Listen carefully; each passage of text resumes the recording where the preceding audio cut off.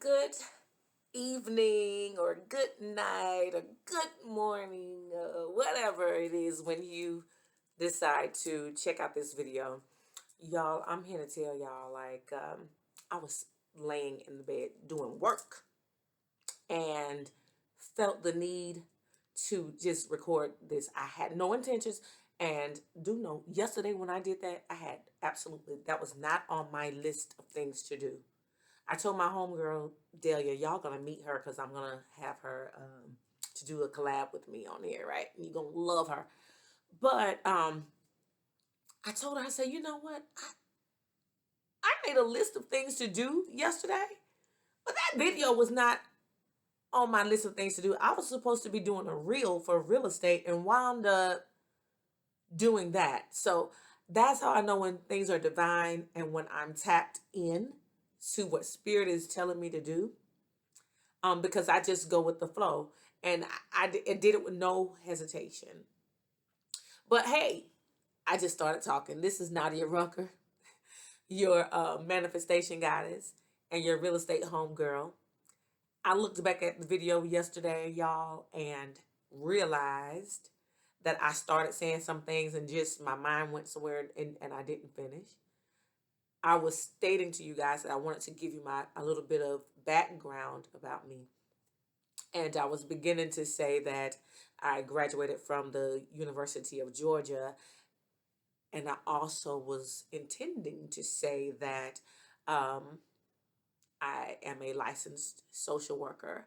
I have done, Lord, I have worked in psych hospitals with schizophrenics, multiple personality disorders. I have done, I've seen it all. From the babies, I used to work for Defects back in the day. I mean, I have done like groups with teens and um, alcohol, substance abuse, child abuse, hospice, uh, medical social work, worked in hospitals discharging patients. And so, and also now I'm in real estate. And I've always had a love for trying to help people. I guess like when in your life path, when you've been through so much and seen so much, you always just want to help people. It's always been my thing, trying to help people. I remember one time when I graduated from college and undergrad. So I graduated from 3 different colleges: East Georgia College in Swainsboro, Georgia. Woo-hoo. Augusta State. It was Augusta State then. I think it's Augusta University now. And University of Georgia as well. I went to grad school. Um, I don't know what I was saying about all that, but anyway, so I was saying that when I graduated, I remember from Augusta State, I remember we were all talking around. It was like, you got a job yet? You got a job yet? And I was like, no, I don't have one yet, but I heard DFAX is hiring and this, that, blah, blah. My mom was like, girl, you out here telling people where the job's at and you ain't got no job yet. You need to be worried about yourself.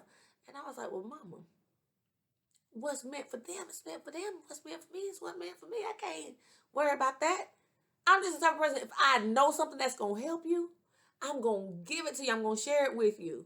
That's just how I am. I'm just, ask me something. If I can help you, I'll help you until you show me you ain't worth it now. Because everybody can get burned out. And I have gotten burned out with quite a few people. Okay. But that's not what I'm here for today. I am here to talk a little bit about just a continuation from yesterday. I invite God, my spirit guides, and guardian angels to come in and just word my mouth and let me speak with certainty and with boldness and with the means of healing. Let healing come. I want people to be healed from their childhood experiences and all of that trauma and stuff. Oh God, thank you for using me as a vessel today to speak to somebody's brokenness. All right. We're all on a healing journey. It's nothing that just happens overnight. It continues. It's a lifelong process. But as a continuation from yesterday we talked about we talked about I am deserving, and just asking yourself, am I deserving? And today, I just wanted to talk a little bit about toxic relationships and codependency. Yes, I have been in a toxic relationship. I've been toxic. You know why? Because I been through a whole lot of things in my life, been broken. And when you're hurting, they say hurting people hurt people. Well, I was that person. I was a hurt person. So I hurt people. Because when you're a hurt person, you typically latch on to hurt people. So if they hurt, and of course, because they're broken, they're hurting you, and you in turn hurting them. So it's just a cycle of attracting broken people. And let me tell you, you can have a toxic relationship with an intimate partner, with your mother, with your friends, your circle of people that you hang out with. It could be a toxic relationship with your brother, your sister, because they always need you, and then when you need them, they're not around. Or you're the person that you're always needing other people, but you're not around. So you can flip it either way. It could be you on the and you can take either seat. You can take either position. But we're talking about how to heal from toxicity today and codependent relationships. And it makes me think about one of my clients. I think about how, so basically what I'm saying is going back to childhood. So I remember when she shared with me in her adult age that at school, she was young in elementary school, that someone told her, "Oh, you dark skin, you ugly, you dark skin. Oh, you black, you ugly." All this foolishness. And I even think about back when in my younger days, my brother used to do that to us, and all of that. But um, we were we were children, but we don't know the extent of the damage it does to others. And this also came up this weekend when I was visiting with my family. So if you guys see this, know that I'm not just talking about this, or I didn't react that way, about skin color in the black community, just because. It's because I've seen how it damaged other people, and how a person didn't feel as beautiful because of something someone said to them in elementary school. So that leads me into saying that what are the lies that are holding you back? What is it that's making you feel like you're not good enough? What is it? Think about it. What is it? What lies have been told to you? What has been unintentionally instilled in you by some hurt person, some hurt kid that didn't know any better, or somebody who wasn't even qualified to speak to you, but they said it, and now you internalized it. "Oh, baby girl, you cute, but you ain't thick enough for me. You ain't got enough thighs for me. Or you handsome, but I don't know. I like men that's tall. I don't like short guys," or blah blah blah, whatever. So you began to accept these things, and you began to think like you're inadequate, you're not enough, because that one person said something to you. So now you have it stuck in your subconscious, and you feel like it's going to affect you in every other relationship. When people look at you, they're going to see a short person, or they're going to see this small frame person that ain't got enough hips, or they're going to see a thicker person that they say should be smaller. Everybody got an opinion. And if you think about it, you got opinions too, because you've passed your judgments on people as well. And hopefully, as we're sitting back and we're passing judgment on other people, that can help us. I realize that we need to be a little bit more careful too with our words, because our words can hurt. They damage. You can punch me in my shoulder right now. I ain't going to feel that in about 20, 30 minutes. Or if I do, if you hit me hard enough, I might feel it for a couple of days. But those words from a 6, 7-year-old child all the way up until 21, 22, 23 years of age was still feeling like she's not as beautiful. So those are the types of things that lead us into toxic relationships, because we don't feel adequate enough. We don't feel pretty enough. We don't feel deserving enough. We don't feel handsome enough. We just don't feel like we're enough. Or not only the words that have been spoken, and I'm sure there's probably more than just that one experience for her. I'm sure there are other things. And you may have other things as well that people have spoken to you. I remember someone told me, you can sing, but this ain't the kind of group for you. Or, you sing all right, but you can't sing, blah blah blah, whatever. So then you start second guessing yourself. Now, mind you, some of us just can't sing and don't need to sing. Now, you know that. But if you want to make a joyful noise, go ahead and do what you do. Okay? We just got to know the difference. Okay? But you can sing, but you just can't sing good enough. Or, you can dance, but you're not as good as him. Everybody don't know how to take those statements and become better just to prove somebody wrong. Some people take that and that damages their dreams and they shut down completely. And they carry that baggage into relationships. Some of us have, in our parents, like I said, unintentionally instilled toxicity in us or helped us become codependent. I mean, I know people who still to this day, their mothers will call them, ask them to do things for them, or expects them to do things, run to Walmart, run here, run there. But let them call and ask them, hey, can you watch my daughter so I can run an errand? And they'll say no. Can't even depend on your own mama sometimes. But you're in that toxic relationship because it's mama. And you don't know how to cut the ties. And a lot of times mamas also instill some other things in you that may have made you feel inadequate.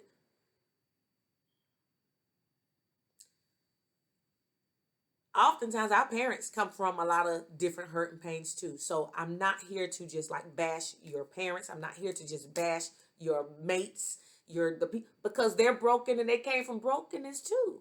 But somebody has to make the decision to change this narrative. Otherwise, like I said yesterday, it's going to continue to manifest in you, and you're going to continue to pass this on to your seed, to your children, and their children. Somebody got to stand up and say enough is enough. This toxicity has to stop. I can't live like this anymore. It's not serving me anymore. It's not beneficial to me anymore. It hurts too much. Because now it's affecting other areas of my life. My relationship with my mother is now affecting relationships with the men that are in my life. I'm choosing broken men and they're broken, and we're all just broken together. And now I'm dependent on that brokenness in this person to match up with the brokenness in me. And we're just always going in a cycle. We're always fighting. We're always this. We're always that, because nobody is healed. Nobody knows what a healthy relationship looks like. We're just always at each other. So in order to stop that cycle, you got to recognize that you're in the cycle. You got to recognize that you are broken. And so now to switch back to intimate relationships. I witnessed women who have stayed in the most broken of relationships. I've seen men stay in the most broken of relationships. Just because you married this person and because you hold on to a vow that says, until death do us part. Well, honey, that marriage, that relationship was dead a long time ago, 3 babies ago, okay? That marriage was dead 4 or 5 women ago. But because you've seen this passed down activity and your mama, your grandmama, your great grandmama, everybody just had broken ass relationships. So now you have accepted this as your plot in life. This is your lot in life, to just accept broke, because I don't deserve no better. My mama didn't have any better. This is the pattern I have accepted for me. But if you write down, get you a sheet of paper and say what's important to you in a husband, what's important to you in a wife, what's important to you in a relationship, I guarantee you that person may match up with 2 or 3 things out of a list of 10. So what's most important? Your happiness? Your codependency? I'm just going to stay here because this is all I know. This is all. You don't know anything else because you ain't tried nothing else. You ain't tried to find your way out. Get out of that box. You are stuck, and there are ways to get unstuck. If you're tired, come on, call me.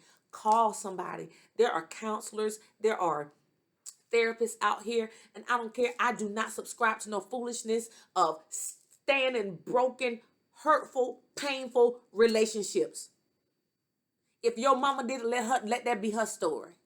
If your daddy did it, let him that be his story. If your sister doing it, let that be her story. If your brother doing it, your best friend doing it, let them that be their story. That does not have to be your story.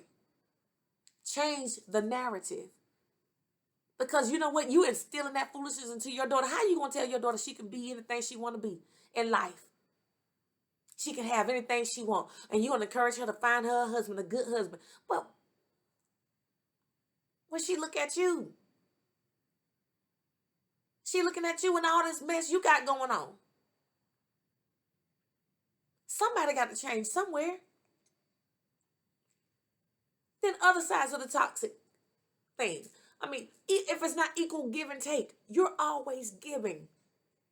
That person is sick. Oh, you're there. Hey, let me run to the store and get you something.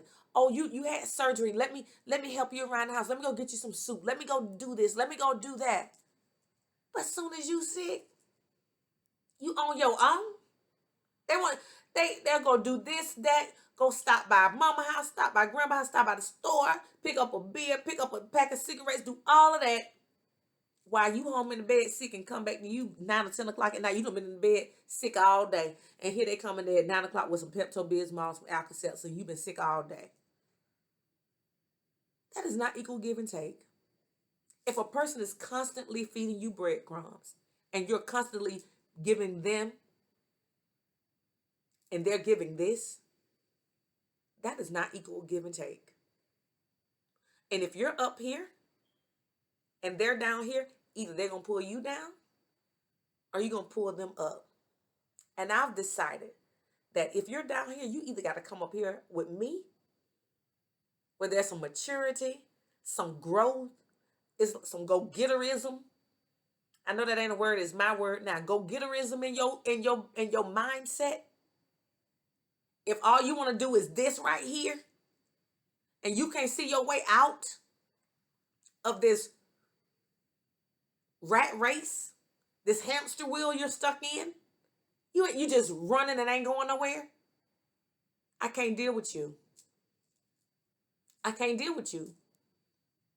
Because you're going to bring me down. And I have fought too hard to get where I am. And I'm not letting anybody bring me down. And I encourage you, to, as you begin on this spiritual journey, you're going to find that you're going to lose a lot of people. People that you used to, couldn't live without, you'll find that ain't even worth it no more. And if you go around them again and after a year or two and you check them out again and you see their aura is still the same, their energy is still the same, they still on that same old foolishness, you ain't going to be able to hang around that. You're going to cut that out. That's going to end in no time. Because when you are up here, you don't fall through all of the hurt, the pain of dealing with the abandonment of your father leaving when you were 3 or 4 years old. You've dealt with the abandonment of your mother leaving when you were 5 or 6 years old. You've dealt with all of that. You've healed from all of that. Now you don't need to depend on anybody else but you, because you were put on this planet for you, to make sure that you are the best version of you. That's not his responsibility. That's not her responsibility. That's not your mama. That's not your daddy's responsibility. It's your responsibility to take care of you. Nobody else has been put on this earth to make you happy. It's not their job. That's not their life description. No, God did not give a person a sheet of paper and say, I'm sending you to earth, and your job is to make Nadia happy 1,000% of the time. That is not going to happen. The only person that gives a true damn about my happiness is me. And the only person that really cares about your happiness is you. So take control of your life now. Heal from that toxicity. I don't care what you've been taught about love. I don't care what you've been taught. I don't care what you've been taught. Unteach it. Unlearn it. Get some paper. Write it down on a sheet of paper. This is no. Cut that up. Stick it in a bin outside and set it on fire. The reason I even came to do this is because I felt the hurt and the pain in so many people that watched my video. God just wanted me to tell you, cut the ties. Burn the ties. How I do it is I go into prayer meditation for a good 10, 15 minutes. Sometimes it's longer. My favorite place is my bathtub. Run me a bubble bath, close the door, and I release. You may think I'm crazy. My homegirl, she called me, where you at, in the bathtub? Yes, I am. That's my place of meditation. That's my place of peace. That's where I let everything go down the drain. And I would love to teach you some more techniques and be more involved on some spiritual cleansing and spiritual baths that you can do. But I ain't giving you all that. You want a spiritual assessment, I need to know exactly what's going on with you, and I can maybe teach you some things. But I can tell you to start with just prayer and meditation and releasing. God, those examples of love that I've learned, gotta go. Those examples of mother-daughter relationships, it's gotta go. The relationship, that I had with my father, that brokenness, it's gotta go. And I'm not here to, like I said, I'm not here to ban and really bombard on your parents and whatever. They did the best with what they had. Most of them are broken. You're talking about slavery and all that kind of stuff. The things that they've been through to be who they were, it's commendable. But we're in a different day and age now. They were hurt. They came from a lot of pain and stuff too. So they did the best they could without manuals, without things that, they went through a lot too. But somebody got to take the stance to say, you know what?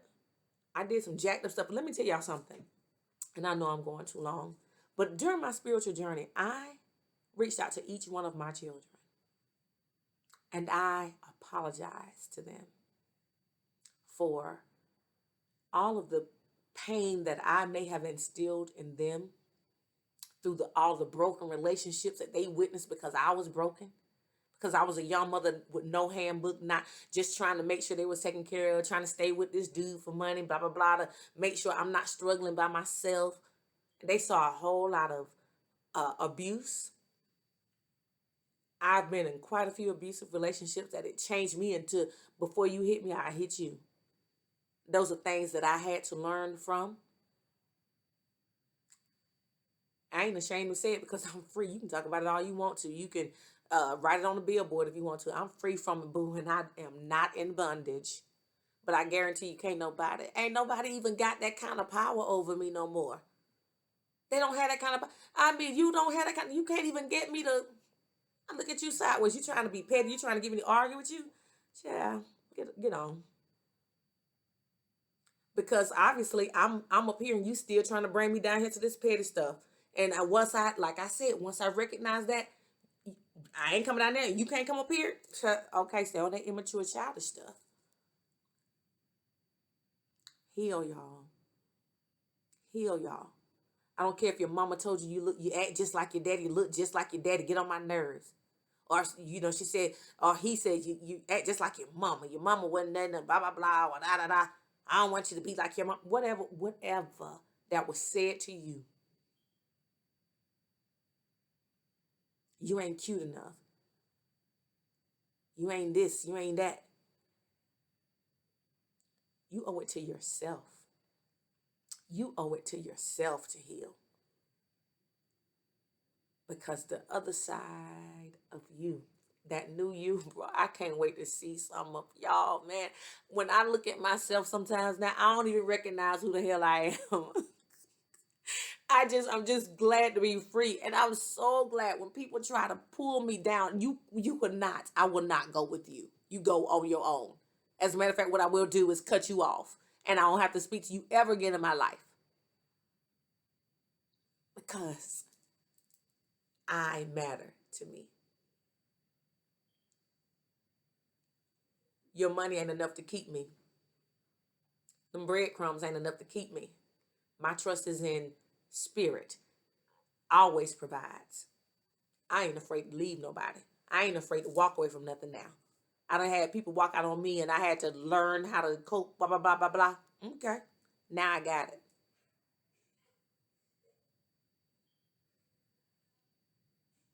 Now I got it. Now I got it. And I want y'all to have it too. So I'm stopping here. All the information is in the description box. Y'all have a wonderful night. I love y'all. Y'all just don't know. I didn't intend yesterday. I didn't intend tonight, but I felt it and I just needed to pass on some encouragement. You can do this. You can do this. I'm here for you. Good night.